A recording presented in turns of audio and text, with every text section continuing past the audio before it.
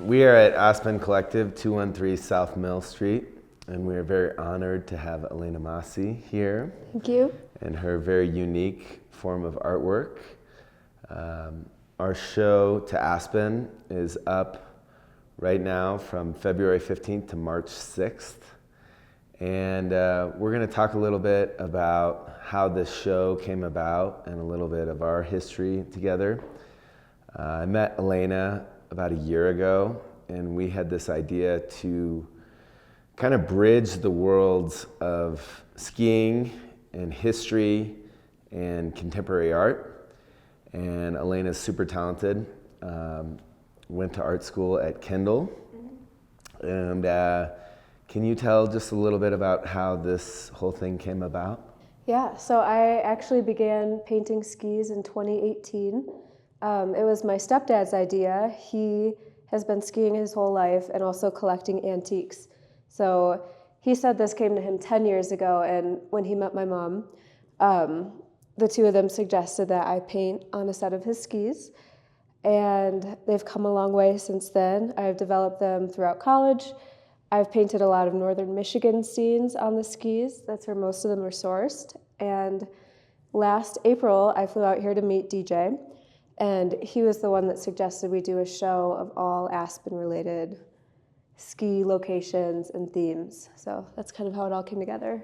Yeah, and one of the things we do here at the gallery is champion Aspen history. And one thing I love about this show is, we have the Skiers Chalet, we have Old Aspen, we have the Hotel Jerome, we have New Aspen. I think Elena really has this incredible ethereal nature to her work. And one of the funny things about this exhibit, kind of a serendipitous thing, maybe we could talk a little bit about the Wheeler piece, because we're in the historic Wheeler Opera House, and this image of these skis was, it was the last piece that you made? It was the last one that we added to the show. So I had already sourced 26 skis, sourced and primed all of them, so taking off the bindings, sand them down, put coats of primer on, and we found these skis in the middle of Michigan, random barn, middle of nowhere. Picked them up, and I start sanding them, and I see a J carved into one of the skis. And I go look at the other one, and there's a D carved into it. So somehow these skis from 100 years ago, they belong to a man named Donald Jewell in West Branch, Michigan, and they coincidentally ended up being the skis that I had created for this building, for the Wheeler, with DJ's initials on them. And can you tell us a little bit about your background and your art school experience, and then also the residency that you did? Yeah, so I have been painting my entire life. There's never really been a moment where I've questioned what I wanted to do with my life and my career. It was just sort of one step after another. And in high school, that's actually when I started painting on found objects.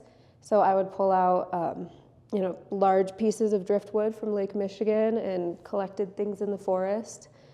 And when I was in college, I studied illustration, which was more commercially focused. And after I graduated, that's when I really focused on the skis themselves and kind of getting back to my roots of found objects and scavenging and working with my hands to prepare the materials. And then a year after that, I went off to do a residency in Temecula, California at Dorland Arts Colony. And I stayed there for 4 weeks and basically just hiked and studied the landscape, researched and wrote. And that was a really amazing time for me to just connect with nature, be still, be quiet, and kind of reassess the work that I wanted to be doing. So I think it all came together in a really beautiful way, and I'm excited to see where it goes. All right, we're going to talk a little bit about this piece, which is Old Aspen. And, when we were creating this show, we really reviewed the book To Aspen and Back, An American Journey by Peggy Clifford. It's a book I helped publish, and that served as a great reference for us to kind of think about Aspen, how it's evolved, and the skiing history. And so if you could say a few words about this piece. Yeah, so this was inspired by a photo I saw of Aspen in the 1950s. And I was just really, really struck by how sparse everything was in the town, and then, you know, the magnitude and kind of harshness of the nature before it was really tamed, I would say. So when I started this piece, I really wanted to do it in just black and white so that I could pull out some of those textures, make it feel a little bit more harsh and unwelcoming in contrast with some of the other works in here. So this involved a lot of layering with the oil paint, so thinning it out, doing a thin layer, scraping it away with a palette knife. I used all sorts of tools on this. I used rags, palette knives, even like a Home Depot grout scraper, a wire brush. There was a lot that went into this, and there's a lot of really physical mark making. And I think, you know, when you take a step back and you look at it, it all kind of flows together. But when you really actually get up close and see like all the results of that experimentation, it really becomes abstract. And yeah, I just enjoyed the play of that when I was working on this. And one of the things I love is the juxtaposition between this piece and the new Aspen. Yeah. And getting kind of the life and the vitality and the energy of town versus like the kind of drab nature of this. But for me, I love Aspen history. So when you get to see the old and the new side by side, and you know, I think your greatest talent is like the way you capture kind of ethereal light. Mm-hmm. And I think that this piece really is incredible.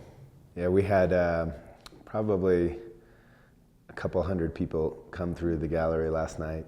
And the feedback's been really great. And you know, for me, working with artists, one thing I'll say about you is you were incredibly diligent working with our team here and Sarah McClellan, who helped organize this show.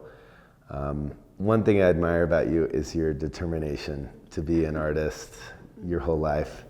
And you know, we're really honored to be a part of that evolution. Likewise, yeah. And we're really happy to have you here, and thank you. Yeah. I appreciate it.